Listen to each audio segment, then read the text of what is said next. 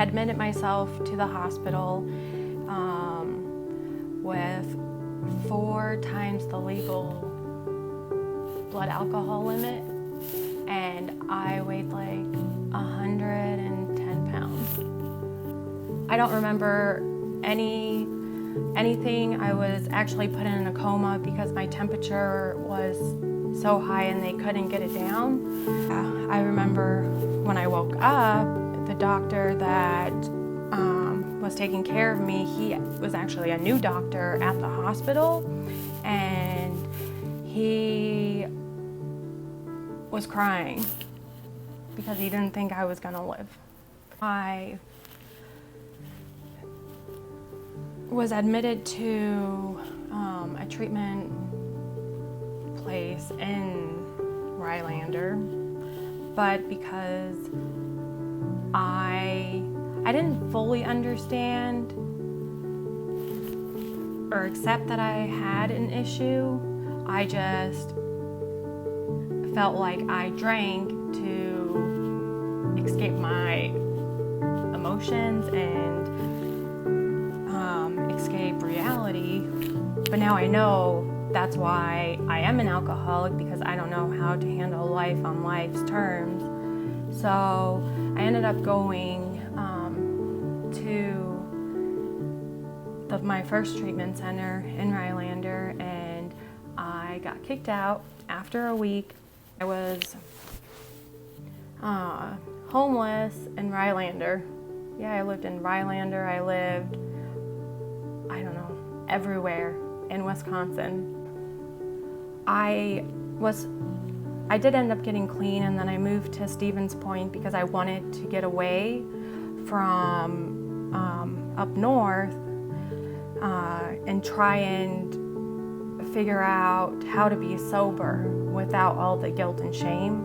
And so I moved to Stevens Point first, and I was actually sober for a year and a half, and I ended up I had my own place. I worked all the time. Ava ended up moving back in, but I lived in a small studio apartment that was made for a college student. And it was just so overwhelming, and because there was so much that Ava didn't know and that I didn't know, so we didn't have that relationship like we used to. After I relapsed, I was admitted to the hospital, and they wouldn't let me leave, and I was going crazy, and yeah, so I came to Beacon February 24th. Yeah, was it? It was somewhere in February. When I got there, I was under the impression that it was a 3-month program, but then I found out that I wasn't leaving until after I had Grayson. So, while I was at Beacon, after I had Grayson, I was told about New Beginnings, which is a pregnancy center here in Fond du Lac. Through New Beginnings, I met one of the women who was a mentor for women's empowerment, and she helped me get through a lot while I was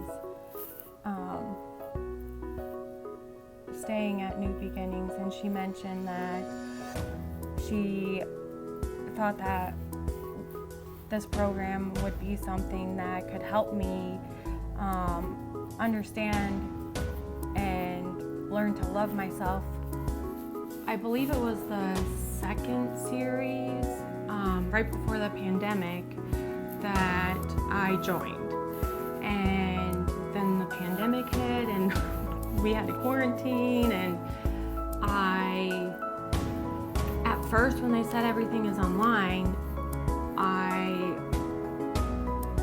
had it was a struggle, because I tried so hard not to go on Facebook, not to go online, because that was an addiction in itself for me. Being quarantined, not only I think that was the best thing that ever happened in my life because I sat alone and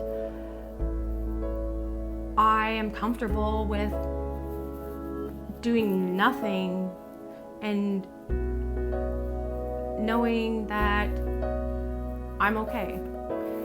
And it was through women's empowerment and listening to other women talk about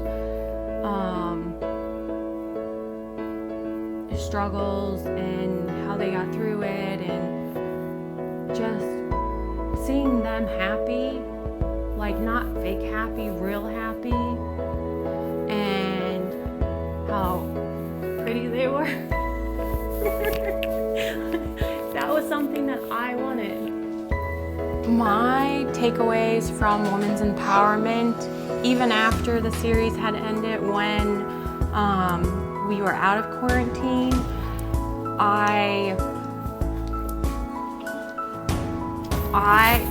Teresa never gave up.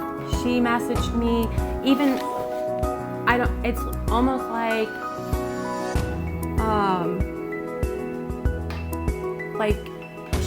her job was meant to do this, because her soul connects to other women's, and anytime that I felt like I was struggling or I needed help but I didn't want to ask for help, she would message me or call me randomly. And so I just would tell her, this is really weird, because I was debating whether to call you or not, because I am going through some stuff right now and I just don't know what to do, but I didn't know how to ask. So yeah, she pops up like an angel in my life. Yeah, I remember I brought her flowers just to show her that, just to let her know that what she does for me is not unseen and it's not taken for granted.